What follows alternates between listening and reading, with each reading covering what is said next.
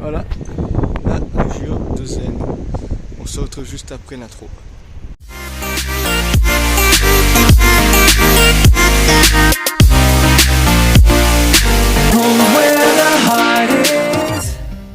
Et bien salut tout le monde, aujourd'hui on se retrouve pour cette nouvelle vidéo de présentation avec du coup la Bombardier Regio 2N comme vous avez pu du coup voir forcément pendant 1 semaine et demie que j'ai diffusé sur YouTube en timelapse, donc les 3 parties de ça. Maintenant vous avez du coup l'occasion de pouvoir la voir intégralement terminée, bien finie d'être coloriée en somme, avec à peu près toutes les finitions qui vont avec.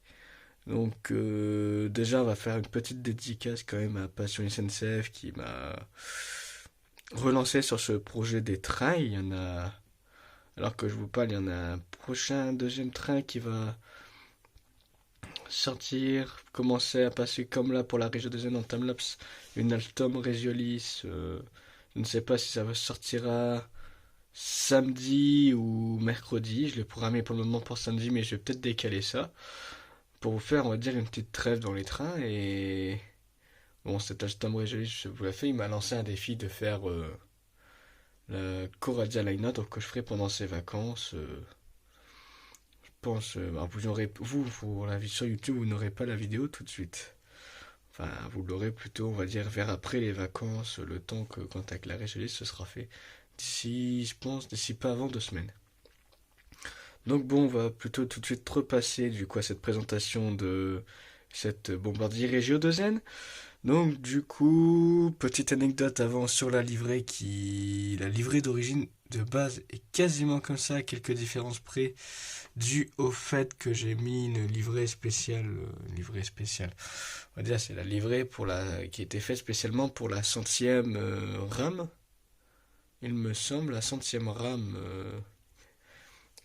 de la région de Zen vendue à la région de France, donc c'est quasiment la même livrée à quelques différences près qui se constatent ici. Et le son là, et du coup ces bandes blanches qui sont inversées. Un petit inversement au niveau de la livrée, etc. Mais ça, on va pas s'attarder plus que ça sur ce détail.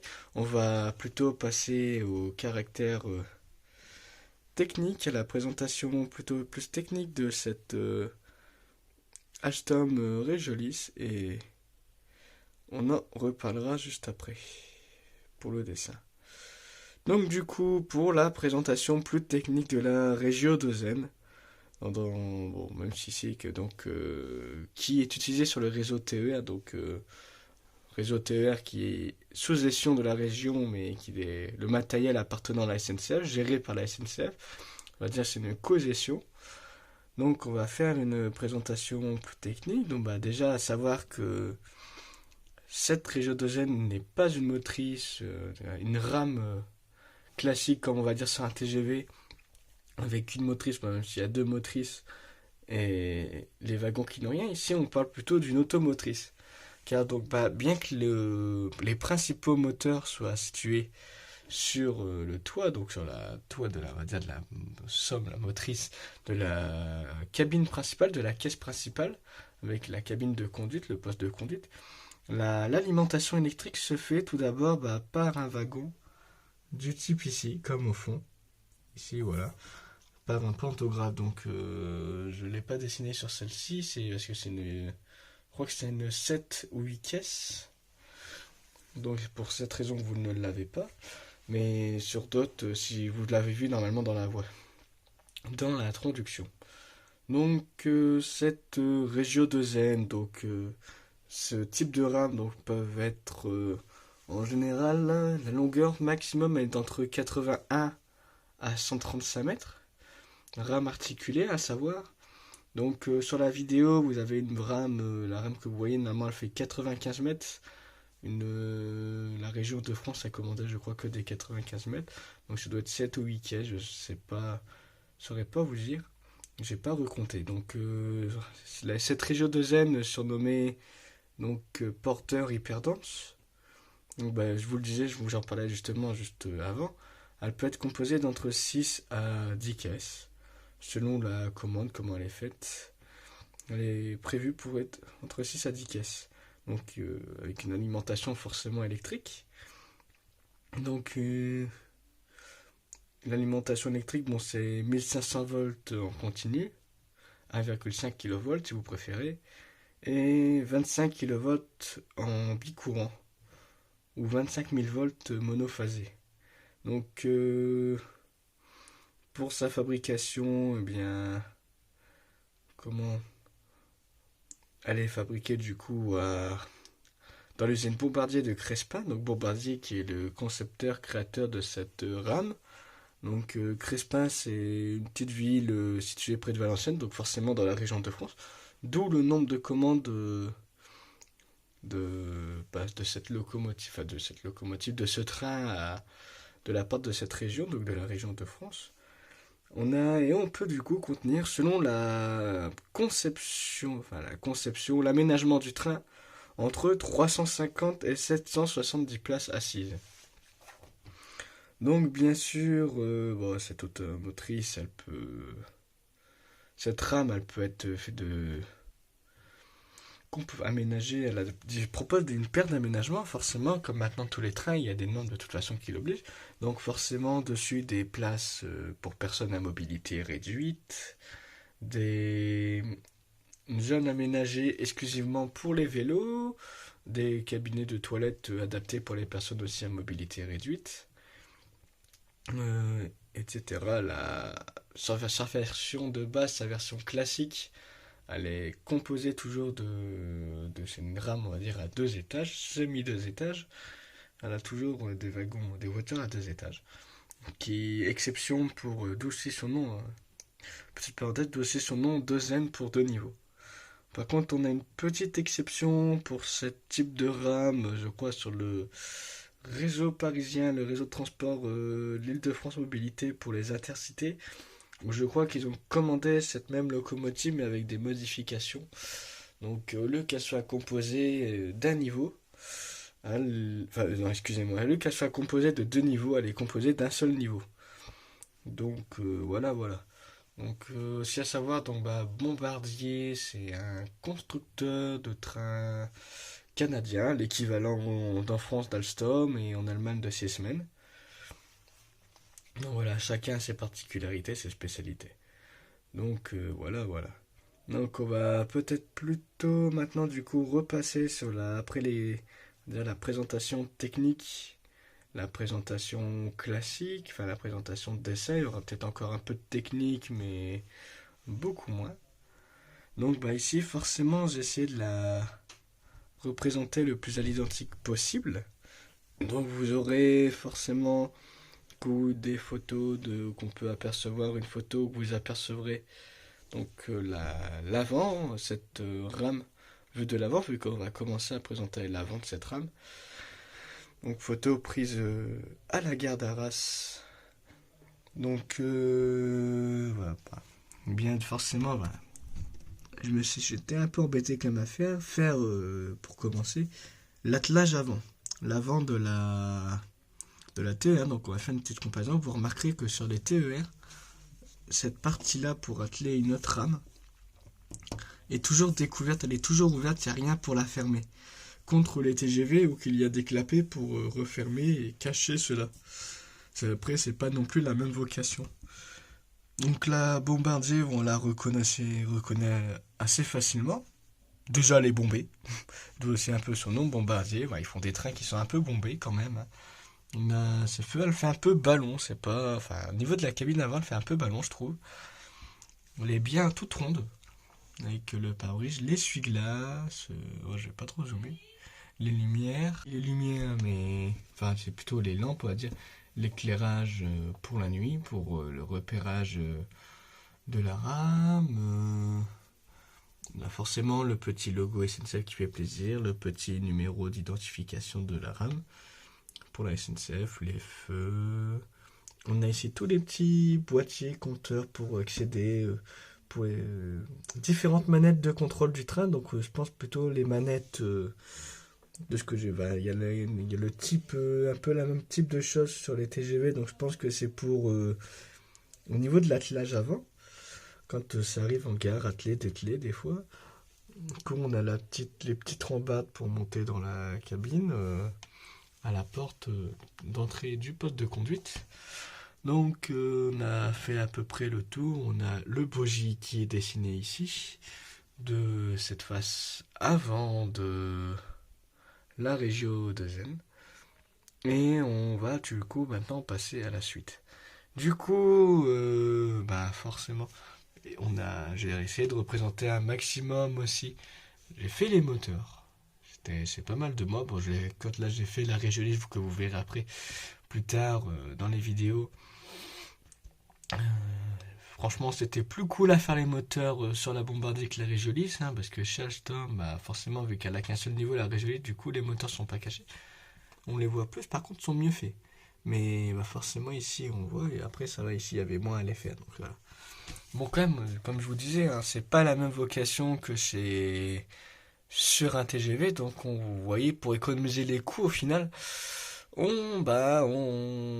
supprime des choses qui, après, pour un train qui va avoir une vitesse max entre 140 et 200 km/h, il n'y a pas forcément intérêt de faire forcément un super aérodynamisme, mis à part pour les coûts en énergie.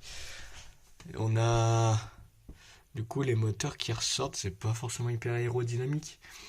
On a les fenêtres, les portes, l'accès est pour personnes à mobilité réduite ici. Ici j'ai un peu écrit n'importe quoi, mais c'est normalement à cet endroit, dans cette partie grise, que vous allez retrouver toutes les informations à propos de la rame. Donc en général, on va dire cette motrice, ce poste de conduite avec quelques places assises, il fait à peu près 10 mètres. Aux alentours de 10 mètres de long. Donc ici vous allez retrouver toutes les informations, vous allez retrouver ça un peu partout sur chaque voiture, les informations, avec le rame, le nombre de passagers sur la rame, le poids, etc. L'alimentation, les freins de bogie, les freins de sécurité, des sécurités qu'il y a sur tous les trains. On a encore ici un boîtier, un compteur ici, un boîtier, il a une armoire. On a même ici un peu partout au final. On a quelques spécialités aussi chez Bombardier qui sont assez originales. Donc ici toujours classique, un wagon derrière. Mais on a une particularité chez Bombardier, bien c'est donc cela. En fait c'est cette... excusez-moi de la caméra qui bouge beaucoup. Cette particularité en fait, je voulais vous dire, c'est cette voiture qui est une toute petite voiture, minuscule même qu'on pourrait dire, qui se cale, comme vous avez dû le voir dans la petite introduction, qui se case vraiment entre les deux... excusez-moi. Les deux voitures, voilà, les deux voitures. Je perds mes mots. Que les deux bogies qui sont à chaque extrémité, qui pourraient presque être collées. Bon là, c'est pas forcément tip top au niveau des traits. Après, je voyais pas hyper bien. En gros, c'est l'une des premières fois que je fais une perspective comme ça. Et quand vous arrivez à ce niveau ici, vous devez faire plein de petits trucs. Moi, je voyais pas trop bien. Puis en plus de près, on voit encore plus les défauts. Mais bon, c'est la première fois. Après, on fait une perspective. Après, quand ça devient assez petit, ça devient un peu embêtant. Vous voyez aussi un peu les traits de Cronenbois qui sont encore là. Donc, on a ici les affiches de la région Hauts-de-France. Donc ici on voit mieux, ici. Voilà. Donc vous pouvez voir l'autocollant région Hauts-de-France. Donc vous verrez un autre mieux aussi. Donc parce que sur certaines bombardiers, sur celles que normalement je crois il me semble aussi que vous avez vu dans l'intro, on a du coup ici ça part tout de suite vert où il n'y a quasiment pas de bleu. On a direct la grosse affiche blanche comme ici. Donc mis région de France. C'est ce que je dois avoir ce que j'ai sur mon Alstom Régiolis que je regardais derrière. Donc voilà, on a les bougies, on a forcément aussi quelques du coup différences de comparer à un TGV au niveau des articulations du train. On n'a pas les mêmes, pas la même conception, enfin pas la même conception. Oui, si c'est pas la même conception, en plus Bombardier fait à sa manière, Alstom fait à sa manière, Cessna fait à sa manière, donc forcément il y a aussi des différences. Ah, excusez-moi, je crois que vous avez entendu ma petite sonnerie. Je viens de recevoir un SMS. Voilà, bon, c'est dans le thème. Remarque, la petite sonnerie SNCF reste dans le thème de la vidéo. Donc, bon, voilà. Et du coup, je vais vous mettre une petite. Vous mettre la deuxième photo. Donc, qui a été aussi prise à la gare d'Arras. Donc, du coup, je vous laisse faire un petit peu la comparaison, vu que. J'ai essayé de faire en sorte de prendre l'angle le plus ressemblant possible à celui-ci. Donc voilà. Et on va un peu essayer de trouver quelques autres petits détails que j'ai ajoutés. Les sons, normalement, il y a une caméra qui est ajoutée ici. Voilà, on voit la petite affiche pour personnes à mobilité réduite. Et ici, les petits rails pour les portes. Que je ne vous dise pas de bêtises. Je ne vois qu'il me reste des triangles en haut, je crois. Les rails pour l'ouverture et la fermeture des portes pour ce train. Donc voilà, donc on voit aussi un peu une forme ronde, surtout sur l'étal, avec les escaliers qui sont disposés de chaque côté de la voiture. Donc voilà, donc je vous ai fait, je crois, à peu près tout le tour. Hein. Ici, il y a deux trois petits détails à ajouter. On voit ici, donc forcément, je vous disais, je parlais de la poignée avec notre boîtier pour ouvrir la porte. On a ici des plaques d'information. Ici, c'est une marche. Et ici, on a une autre marche pour le train. Donc, pour monter sur un quai, bon, il n'y a pas trop de problèmes. Par contre, pour accéder, c'est pour ça qu'il y a cette marche. Par contre, si on n'est pas forcément sur un quai, on a tout de même cette marche supplémentaire là. Après ici on a aussi la rampe pour les personnes à mobilité réduite.